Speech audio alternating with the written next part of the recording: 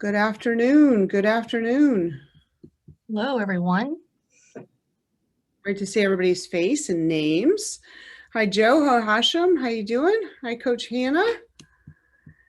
Hi, Ashley. Hi, Linda. Linda's going to be our guest next month. I'm going to give you a little bit of a teaser on that one. Thanks for joining. So I'm going to get us started. Welcome to the Bonfire Career Professionals call. We do this each month as a group for those people that are either currently actively coaching with us to help advance your careers from, being an amazing leader inside your organization and being more effective there, or you've taken the leap to say, I'm in a career now and I want to reinvent myself. I want to go into the next career. Maybe you're leaping industries. Maybe you're, finding that dream job because what you've had before has been things that you've made money through, but not fallen in love with. There's so many reasons why people would come to us for career coaching. Then there are those people that have not yet coached with us. So welcome and thank you for being our guests. And then the people that have been with us for many years and come back to this group session so that we can stay connected as a bonfire community and we can hear from you and how things are going. And we always take away some really great tidbits. So an invitation that I have for you today, by the way, if you don't know who I am, I'm Tina Marie St. Cyr, the founder of Bonfire Coaching. And if I'd love to have you take some notes, of course, and then if there are any questions that come up and through our discussion today, I will be asking you to pipe in, share your thoughts there in the chat. And then also at the end, there'll be some Q&A. And as we do each time, I'll be asking you at the very end, what are some takeaways from today's session today that made your time here absolutely worth it? So welcome to one of our 2 group calls that we do each month. Also, please mark your calendar for the last Tuesday of the month. The last Tuesday of the month is our Bonfire Connect, and this month you're going to be hosted by some of our other Bonfire coaches. I will be on vacation, and they will be hosting that, and I'm letting them design the content for the Bonfire Connect this month in June. So hello, Pam. Did I miss anything? Are there any other announcements? I think we have some other announcements for career professionals.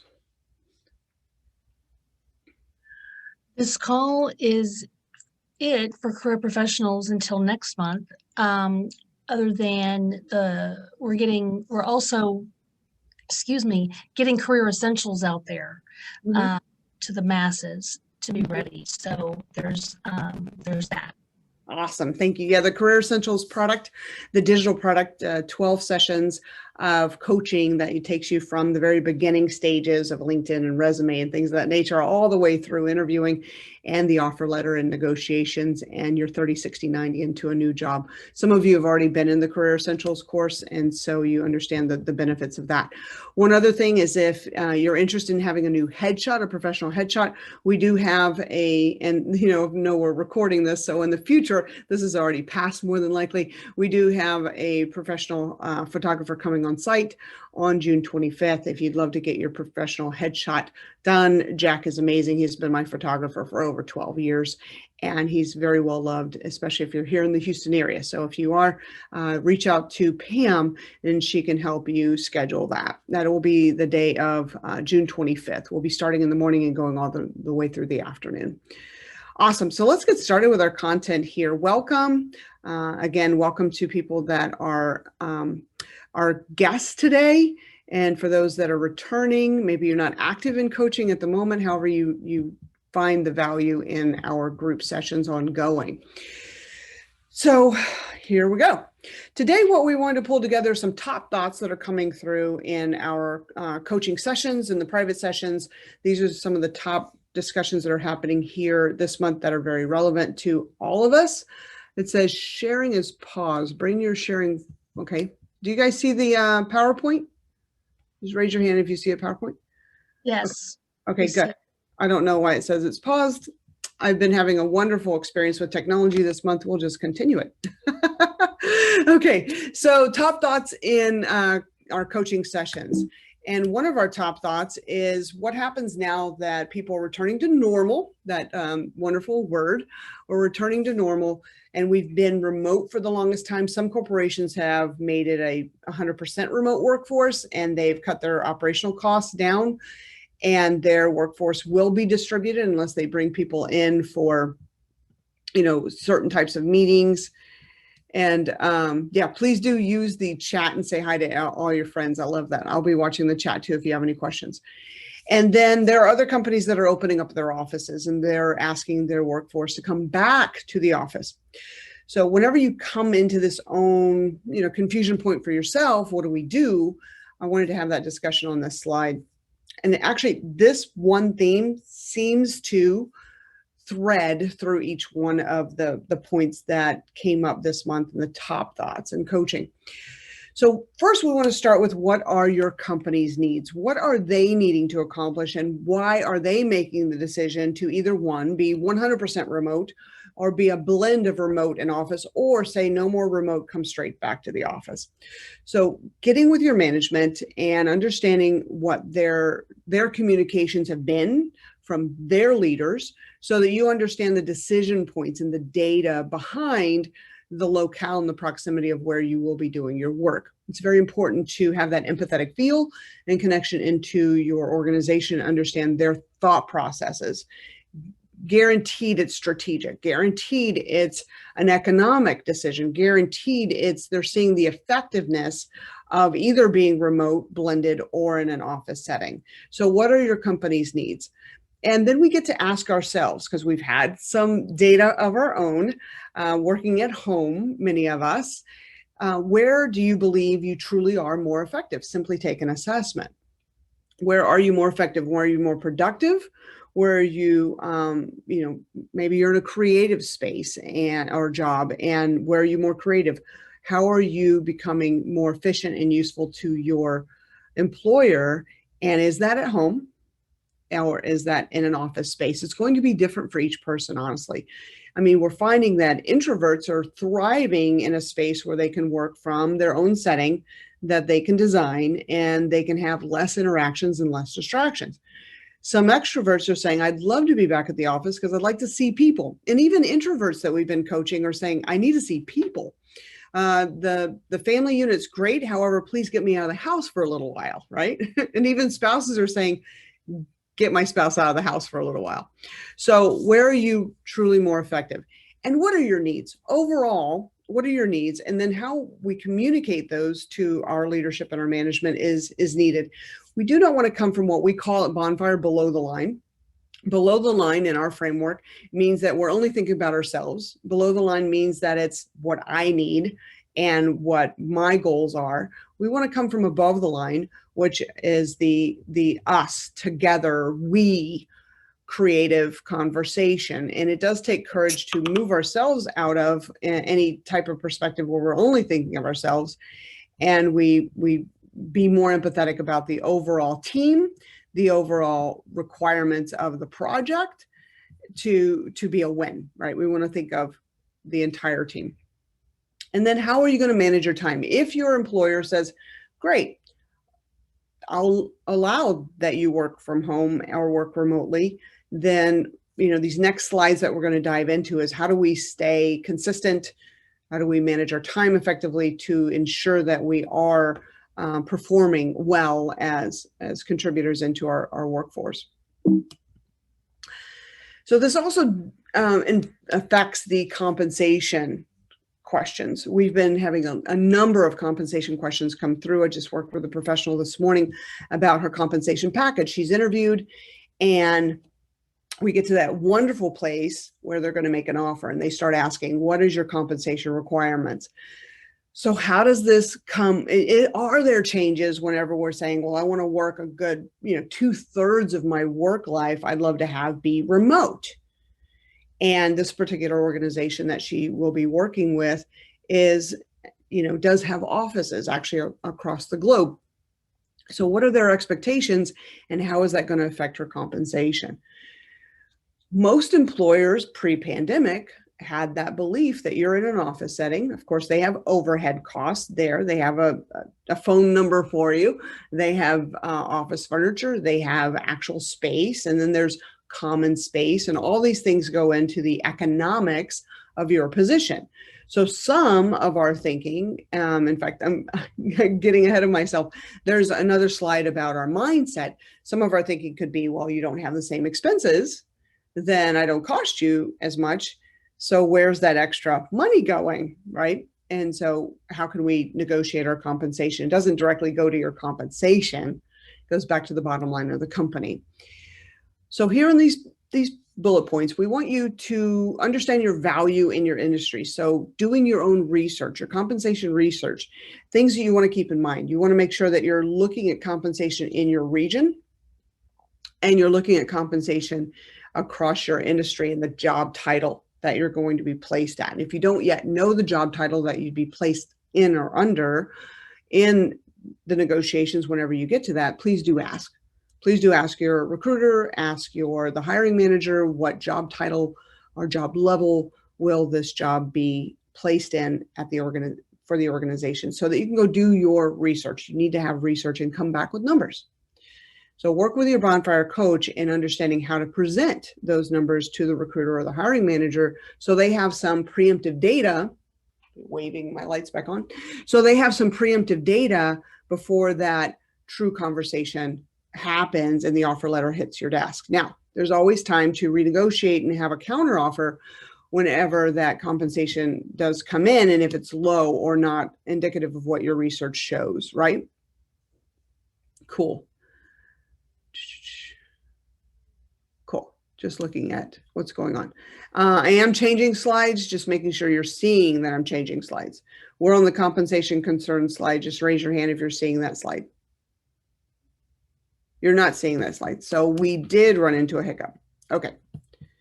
So I'm going to stop my share and restart my share. As I looked over in the chat, yeah, I have slides going. So let me redo this. 1 second, please. I'm going to go backwards a little bit in case we will be sending out the slides. However, some people like to take screenshots. So sorry for that. I didn't realize that it wasn't showing. I just wanted to pop in for a second just to say that Kara, your hair looks awesome. Oh, Ashley, you're so cool. Hey, we take appreciation all day long. Thank you. And it does look awesome, doesn't it? She's rocking it today. And she's got major heels on. So I love a tall woman that wears heels. That's Kara. Okay, so I'm going back in the slides, remote versus office. This was a slide that we spoke about bad. What are your company's needs? Where are you truly more effective? You've got to be honest with yourself.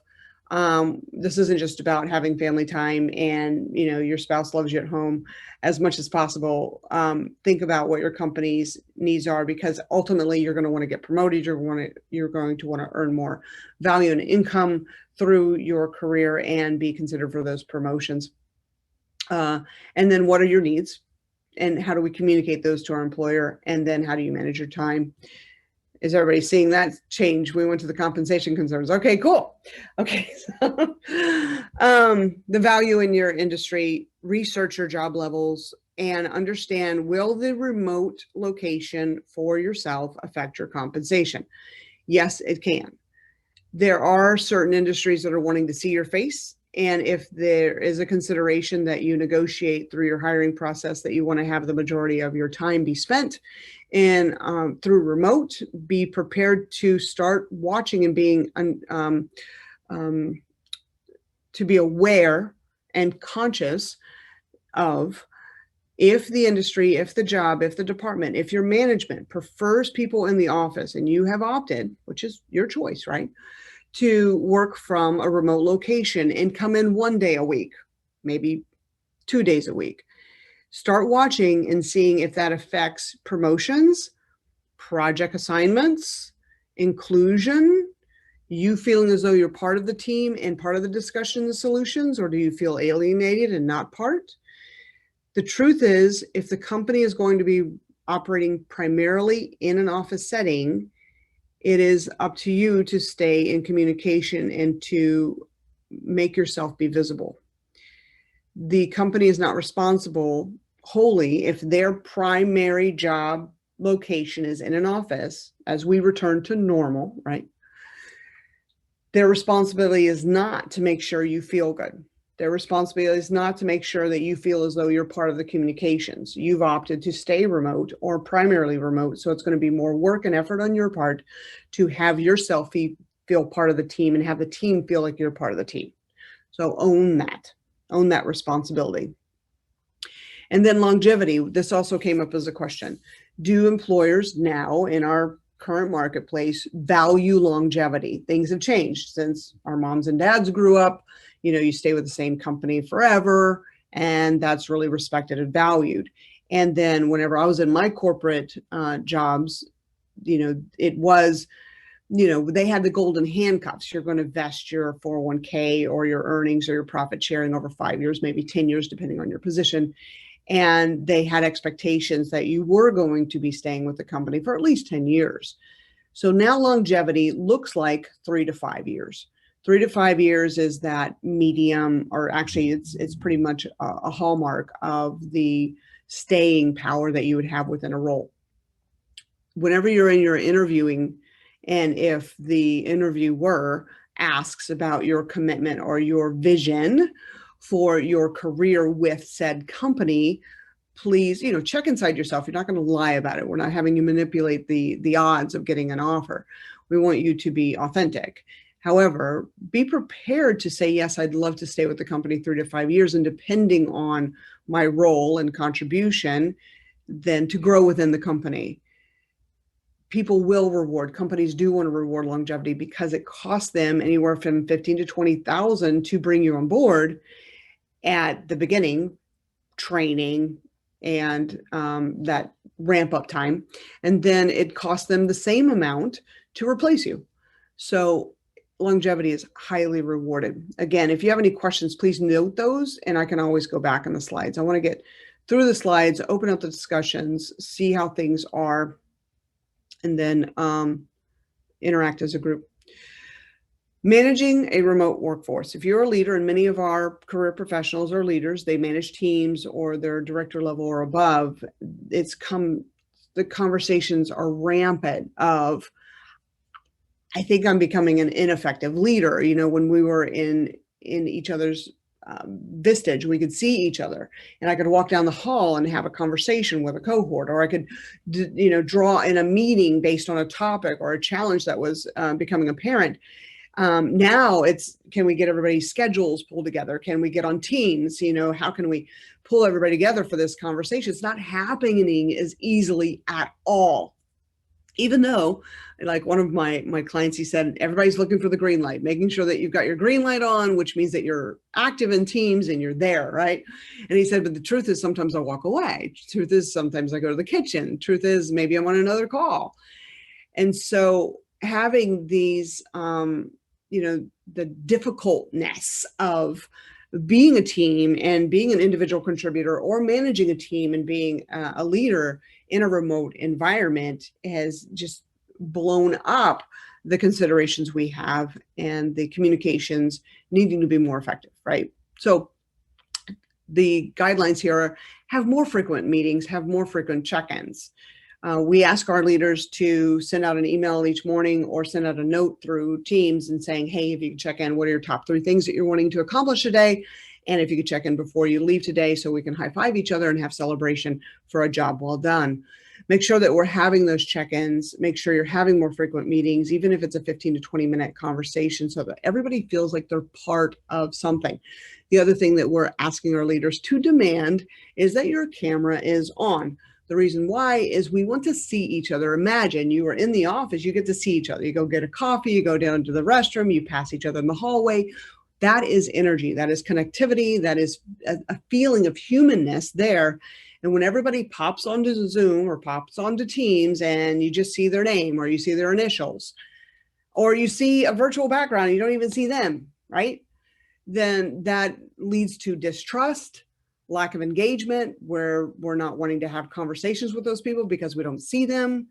This is human behavior, right? We want to be conscious of our human behavior. And if you want to become that career professional that is advancing yourself, take the human behavior and human dynamics into consideration and think like a leader. Think like the person who is wanting to run an amazing company and build a team of connectedness. Do know your employer's needs, your employees' needs. So if you're the leader, know your employees' needs. What are their, if they are working remote, things are changed now. Do they have an ideal place to work in? Do they have privacy? Are they able to handle distractions? Do they need additional time management skills in order to, one, have healthy boundaries with the kids that are home? Hello, we're in the summertime now. Or do they need additional coaching to help them understand how to be a career professional working from a remote environment? What are your employees' needs? And as leaders, we need to really communicate our expectations clearly. Expectations on deliverables, expectations on projects, scope, who we're including, who we're not including, time, dates, and how is it going to look? We're no longer as easily, sitting down at a desk and redlining things. How are you going to give feedback as a leader to your remote workforce? And how are they going to receive it, right? Again, that human element of being in connection with one another is changing. So we need to work as leaders to preserve that. And please do have performance metrics and standards. We work with a number of corporations, and it's interesting how many corporations do not have performance metrics and standards for their individual contributors, for their leadership, for their teams overall. And whenever we go to assess, which is going to be our next slide, then we don't have any groundwork. We don't have any foundation to stand upon to request a greater effort or a greater level of performance if we haven't communicated our expectations. And we can only really measure our expectations and performance through metrics. So if we're not measuring anything and giving any type of a quality report back to our employees, then we're doing an ineffective job as a leader, right? So to the individual contributors here on our call, if your leadership has not yet given you performance metrics or communicated your performance standards, I highly request you schedule a meeting with them and ask them. You can even say that I was on a coaching call and my coach opened up the understanding that I, as an individual contributor within the team, need to have an understanding of this. And so I don't believe I have this understanding. Can you please help me understand what you're being graded against? You as a leader, what are your performance measurements and metrics that the organization is grading? And how can I contribute to yours? Because it all rolls up, right? Have that courageous conversation with your leadership. And if they say, we do not have performance standards, we do not have metrics, great thing, I wish we did. So would it be okay if I went ahead and developed my own performance metrics, my own performance standards, and communicate that to you and see if we're on the same page? And that way I'll know how I can improve and I'll know how I am doing a great job. Would that be okay, right? Take ownership of how you're being graded, because otherwise there's assumptions. And one of our last slides today is we want to not have assumptions in our career. That's painful, especially if you get let go and you have no clue why. So if you did these things, I guarantee if you measured your performance, if you knew the expectations of your management, your organization toward you as an employee, if you knew how to communicate effectively, if you knew how to measure those things and communicate those back into the organization and get their viewpoint and feedback and take it on and improve yourself, you would not be let go. You're too valuable of an asset that is not trainable. In most organizations, those people are like the golden A-team players. So become the golden A-team player and do what we're asking here. And I spoke to another professional, and she literally believes that she was chosen out of the candidates for this particular job because in one of her interviews, it was a third round, she spoke to the interviewers, which would be her hiring managers, and said, I worked with my coach and came up with these lists of questions, if you don't mind. And they went, you're working with a coach? And she said, yeah, I'm working with a career coach and she's helping me develop professionally. They were very interested and they really applauded that she took that on herself without having an organization, one, mandate it, or second, pay for it, right? So do let your management know that you are taking steps to improve yourself. Now, sometimes we say, hold on a second, we've got a career coach because we're leaving our organization. We're going to be leaping out of our organization into something new.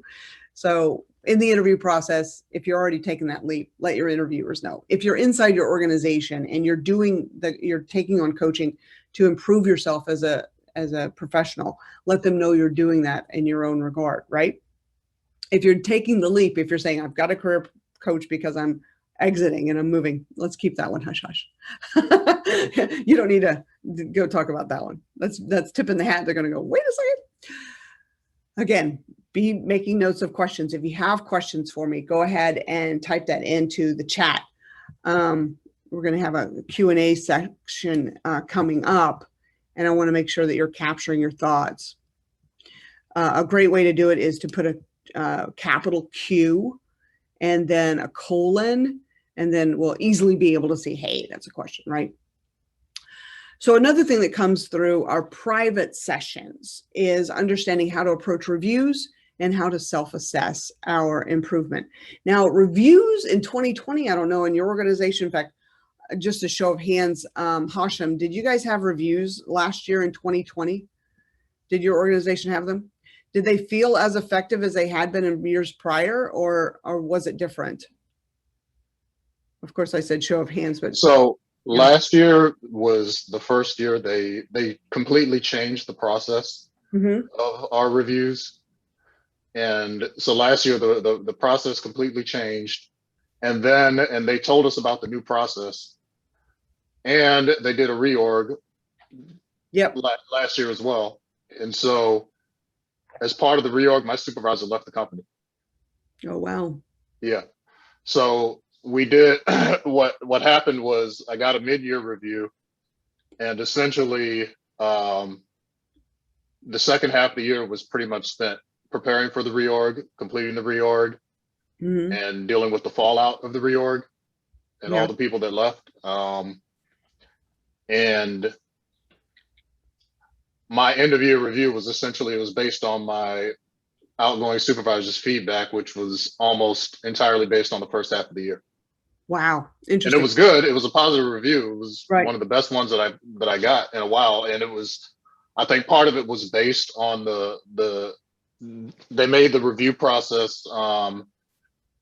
Previously, it was like a roll-up ranking within the entire organization based on your pay grade. They kind of moved it down and made it, gave the supervisors more power in determining your ranking.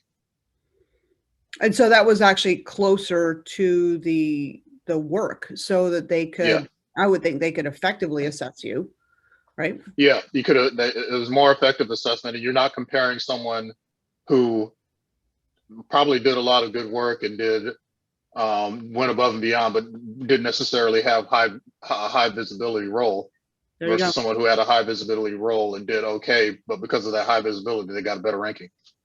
Interesting. So at some level it normalized things, and another level it seemed to disrupt. Yeah, and so given, I like that the new process gives more, well, of course, with the new organization, it's a little bit different, but the way that basically your ranking now, it gives more power to your immediate supervisor, because they determine not just your ranking, but your bonus, your pay, your bump in pay, and all of that. That's awesome. They have a lot more say in that, versus going in a room and trying to sell you to a room of 10 other supervisors who are trying to sell their people. Right. Yeah, I remember those days where it's almost like a free for all. It's almost like the what is it called, the football draft, right? Like you're drafting all your employees and trying to get that bonus money. Yeah. Awesome. Thank you for your contribution. Thank you for sharing, Hashem. And so here with our reviews and assessments considerations for you as a professional, we highly recommend that you keep a log of your own work. And if you haven't yet been keeping a log of your work, what that means is, what projects are you on? Who does it report to? What business units benefiting from your contributions? Are you cross business units? And how is your time spent in managing those cross departmental, which we're seeing a lot of people have multiple hats that they're needing to wear because of the reduction in workforce. And what was the time scale? So how long were you on that project? Is this a normal role or responsibility that you have ongoing, or was it a project scope with a start and an end time? Because oftentimes we see that the managers or leadership, they're in their weeds of their own job, and they can't always keep a good pulse on where you are. So take into consideration remote work. We don't have that intimate connection to one another, and we don't want anything to fall through the cracks of your effectiveness. And whenever that review cycle does come, oftentimes you're asked to do your own self-assessment, your self-review, and you're going to want to have that log to be accurate. It's painful whenever you go back in 6 months, you go, now, what did I work on, and who did I work for, and what was it, and what were the dates of that, and how much time did I spend on it, and what's the status of it now? So go ahead and keep a log of your work. I do it weekly. So I ask you, keep a log of what's your contribution each week, right? And then self-assess your own strengths. Now, this is more than likely going to be an investment of anywhere from $30 for certain assessments all the way up to $50. The two that we highly recommend and utilize here at Bonfire are the DISC, D-I-S-C. And if you want us to send you some links on how you can get that, we have providers that sell that for $25 for a test. And then the other one is Strengths Finder. And the strengths test is really great at understanding where could you best improve most efficiently in your professionalism. And we want to take that on ourselves. Sometimes corporations will sponsor that and bring an internal to have a curriculum around it and an internal program. It's not as common as we'd love to see, especially as a coaching firm. We'd love to see that more. So what you want to do is take that on yourself and do your own strengths assessments, have your own improvement plan, your own professional development plan, and communicate that to your management. Don't wait to be told what to do. Take it on yourself. Why? You will be seen as a greater asset. You will be seen as that you're taking personal accountability for your own growth and not waiting for the company to tell you where you need to grow or how you need to grow or even pay for it. So, and take that on yourself.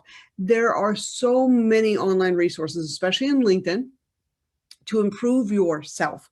Get new certifications, understand how you can grow, and aim that in a way that's not just, wow, that's interesting, I'd love to take that course. Great. I love that you can follow your passion, your aliveness, and can we make it strategic? Can you take these assessments, know where you need to grow, and then align your growth with those improvements? And then be willing to communicate that to your management.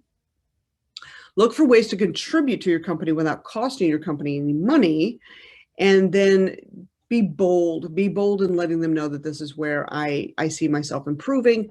Is there any other place to, take feedback of where you'd like me to improve? One of our professionals, she wanted to learn coding, and her management said that would be great, is if you now know coding, then you can be that business liaison to speak to the coding department, and we can ensure that the quality coming through will be that much more effective before it actually gets in the hands of the customer for QA, right? And do your own research on your role, ways you can improve on your own time. Imagine that you're checking in with your management, your boss, and you let them know on a Monday meeting, you know what, last week I did some research and I found that my role is also this in other companies, and that the responsibilities can grow into this, and this is how it can contribute to the bottom line. Well, your management's probably going, wait a second, you're working on a project and you've got these already, thick roles and responsibilities. Did I just pay for that in your salary? Was that time on our time? Was that time on your time? Was that taking away from the effectiveness that you had in things that were already due? So let your management know, I'm going to do this research on my own time, right? I'm going to take this on myself to become a more effective contributor to the company. They will definitely respect that. And then this last piece is beware the lower mind. So in the Bonfire methodologies, we have the differential of the lower mind, which is that part of our mind that is looking for certainty. It's looking for significance, making sure that our identity within a role and responsibility is appreciated. And it's all good and great. We do have those needs. However, whenever the lower mind is the only part of ourselves doing the thinking, then we shut out that higher mind that is love and connection, having more connection, having growth, and having contribution back into the organization in a strategic way. Whenever our lower mind takes over our thinking, we can come from space that looks entitled, like I'm owed this. After all I've done, the company owes me this. I got passed over for a promotion. I got passed over for an increase, and we get our feelings hurt, or we take a stand and feel more resistant in our way of being. So beware the lower mind. You're working with Bonfire, and we can help you with those strategies. We can help you with those understandings of how to free yourself from the lower mind, trapping you in a perspective and keeping you of being an energy poor contributor versus who you truly are is an energy rich contributor. So we will help you. Let your coach know if these thoughts are coming through your mind at any level, right? Any level. We want to beware of assumptions. Assumptions, oh man, we don't like assumptions across the board in our life anywhere, let alone in our career. So assumptions, we don't want to have our boss or management or our peers make assumptions about us. And so we do our due diligence and become mindful and not make assumptions about our role, not make assumptions about our projects, not make assumptions about our peers, right?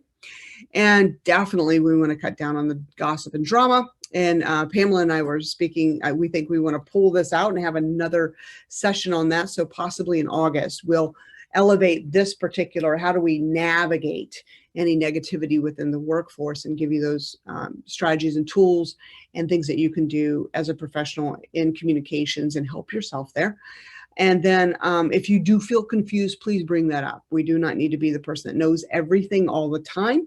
Confusion is an understanding that there's some lack of communication, lack of data, lack of clarity.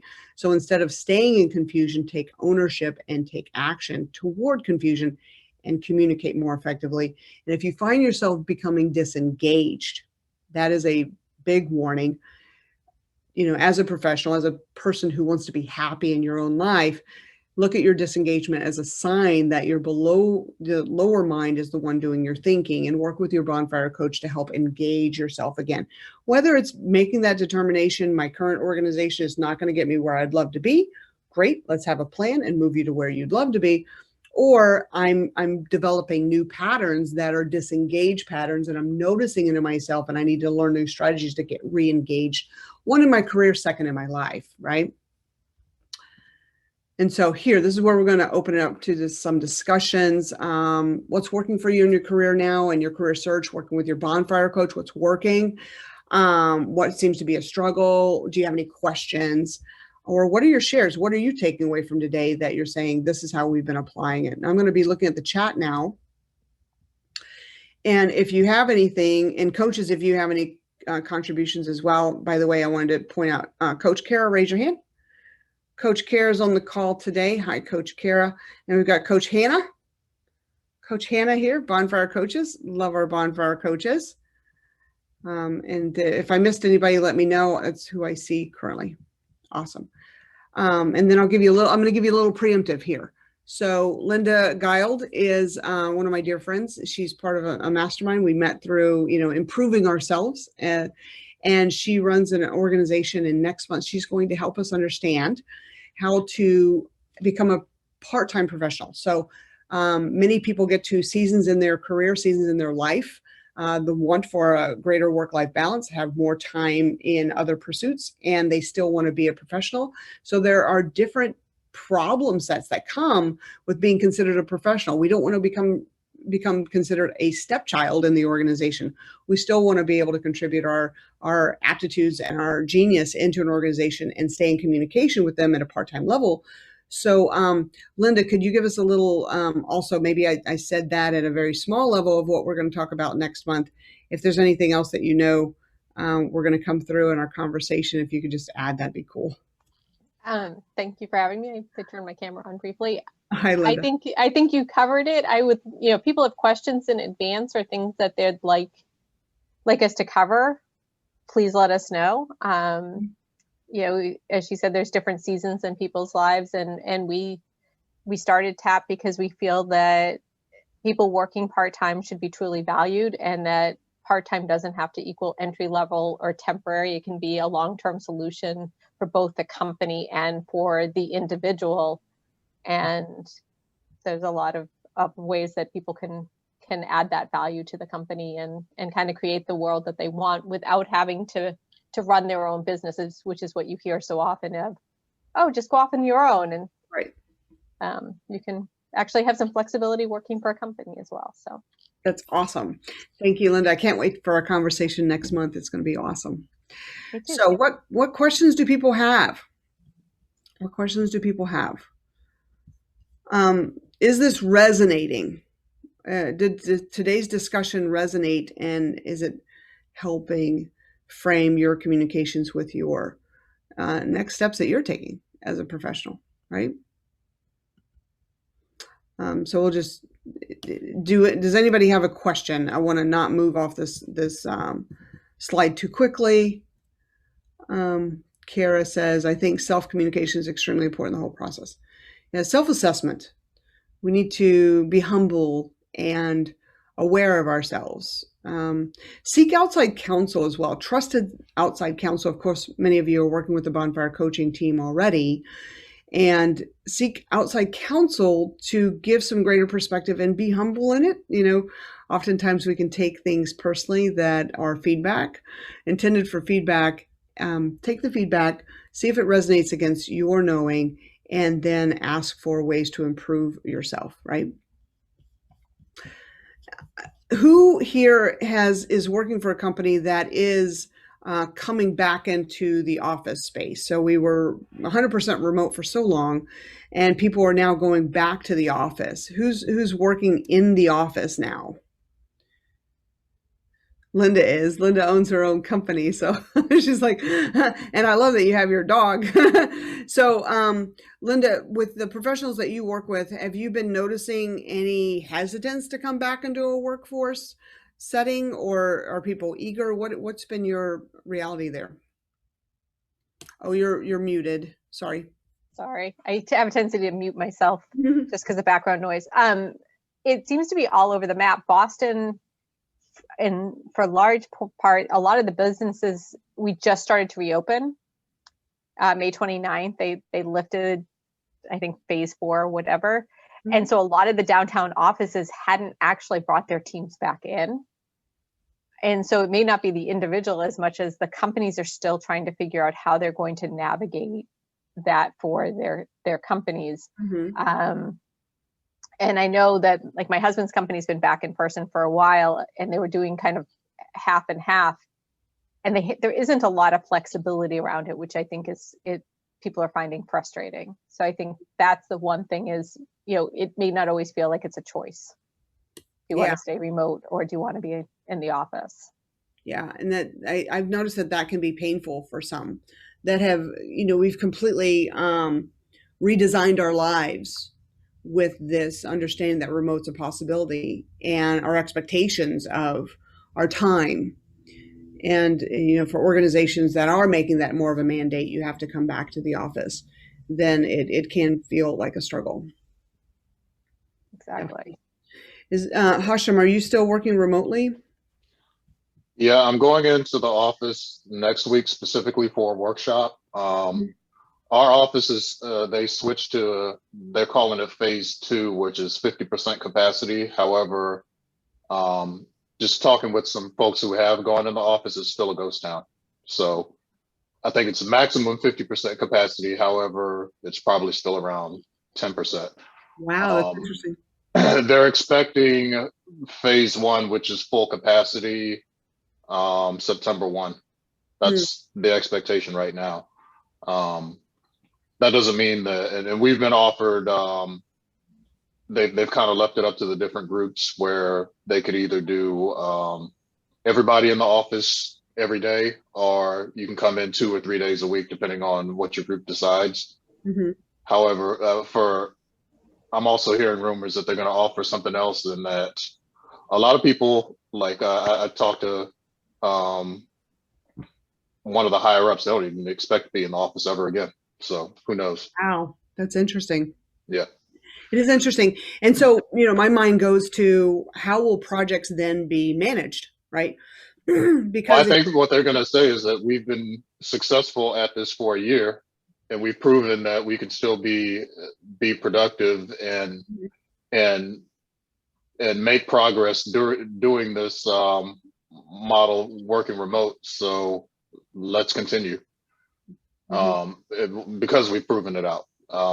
Now the CEO could come in after a couple of months and say, no, we want butts and seats after after seeing the office being a ghost town, not just here, but all around the world, all around the globe. So who knows? We'll see. We'll see. Yeah. I ran into someone that lives in my area, but it's a global company, and they implemented that starting July 2nd, I think they can come in if they want. So there's not a 50%, so someone can stay 100% remote, but they also are recognizing that sometimes people's home environments aren't good for them. You know, that they never did have the right space and all of that to work. So I kind of liked that thought was that, hey, you have that wide range of flexibility. You might have a boss that stays remote and you go in full time, or vice versa. And there was no questions asked, at least for the next few months. And I thought, okay, that's an interesting way to do it. I've also heard one of our competitors, and they typically, the difference between them and us is they like almost always have a top-down approach where what goes on at the top, it just cascades down automatically. And they're already back in the office. Yeah. And I think as of like May 15th, they mandated everyone back in the office. Wow. I have seen where there's project teams that are working some people are at home and others are in the office, and there's become this, we need to be really conscious of the way to communicate progress and communications and team meetings and those hallway discussions, whereas before it was very easy to meet. Now they're need to be mindful so that people don't feel alienated. It's definitely an interesting human dynamic, right? That's what we specialize in here at Bonfire, is the human dynamic element of everything. So what we'd love to do now is to get some takeaways, and we love to hear from each person. And so what's a big takeaway that you're taking with you from our presentation today on the Bonfire Career Professionals call? And we'll start with Hashem. I'm going down the order that I see people. Well, Hashem, then Linda, then Pamela. All right. I appreciated the reminder to log your work and your contributions every week, which is something that I have not been very good at. Fair enough. There you go. It's a great thing to do. Really great thing to do. Especially it's something that I've been, like, I've heard before, and that I've talked about it with folks in my group. It's just something that I haven't been making the time to do to track that. I track some things in other ways, but not necessarily like being conscious, setting aside time every week to, okay, well, what did I do this week, or track it as I go. Awesome. Thank you for your contribution. So I'm trying to figure out a way to make it work for me. There you go. You know, your coach loves, is it OneNote? What do you use, Hannah? Oh yeah. Yeah. We were talking about OneNote last week, or yesterday, and some of the gremlins that I've been dealing with. We won't talk technology gremlins. It's been crazy. So Linda, then Pamela, then Kara. Takeaways from today.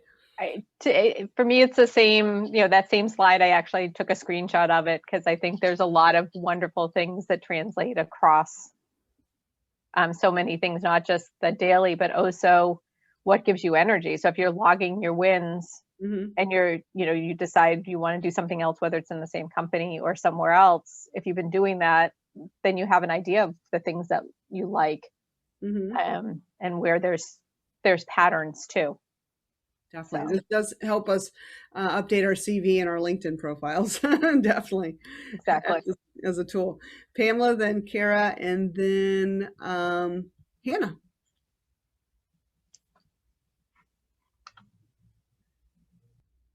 Pamela may be on a call with one of our prospects because I can hear her talking.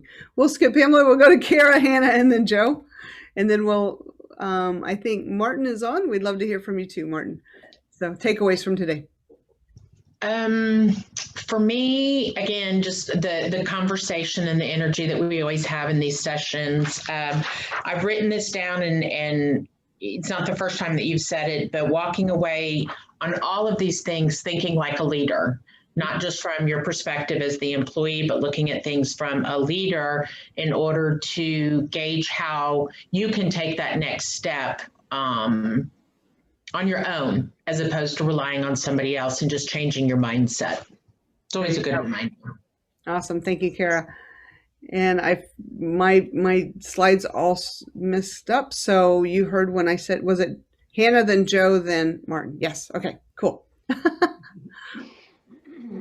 My takeaway really has to do with, just this consistency and messaging of the issues that are happening in the workplace. I mean, Tina Marie, you and I are working on, Bonfire Corporate, which is helping companies deal with the flip side of this. So we're talking to, people who are employees now and running businesses. And so, just figuring out how to best engage with remote workers and what check-ins would look like. I just thought, these are the things that we're adding into our trainings for companies that are looking for support to build their employee engagement. That's so true. And we're doing a training on Monday with an energy firm. Awesome. Joe, what are some takeaways for Joe? For me, I'm still in the process of finding a job and starting a business and everything. So for me, the thing that really stuck out to me is communication, because being remote and having different workplaces, like being remote and being in the office, I think communication. You don't have that communication, then you're going to have that breakdown. And I think you touched on it too. It's like where people feel alienated by being remote. And I think it's a very interesting time in our lives where we're trying to navigate the whole pandemic thing and how do we get back to normal and what that normal is. So. What's going to be that new normal? How do we all get our needs met and then meet the needs of others as well? Awesome. And Martin, I know you're a guest today. If you have a contribution of what a takeaway from our time together was, it'd be awesome. Yes, hi. I'm just a guest, exploring the potentially joining or taking the services of Bonfire. I'm the associate director of a data science institute at the University of Houston. Yay, Coug! Go Cougs! Yes. I guess my takeaway is that I feel like we are all talking about the same things, how important this transition is going to be. And I think I can see how people's performance and attitude has changed due to this moving onto, working from home and coming back. I think people are thinking different. For example, one of the managers at the university, they already had a lot of kind of, what is the name for this? Well, they tend to work a lot, but like really way more than humanly possible before the pandemic. And now with the pandemic, they, it seems like they always reply to their messages and they're always there, which is good for the university, but you can see that in the human level, little by little in the meetings, you can tell that people are worn out or their mood is down, or they're not taking care of themselves physically, and I think that's very, very dangerous in the long term. I agree with you completely. Yeah, I noticed that early on that some of my professionals, director level, VP level program managers, they were always on, always available, because they're part of global organizations and they didn't want to miss anything, right? And then they said, well, it's become the expectation that we're available. And I said, there needs to be healthy boundaries. You need to turn off the computer. If they don't like it, then that's a different conversation. They can come to you and let them know that something's there. And then we equip our professionals with how to have that courageous conversation, to have healthy boundaries. And so two of my professionals that I'm thinking of currently, whenever they did that, they said, okay, guys, see you later. Going to have a great evening. Talk to you tomorrow.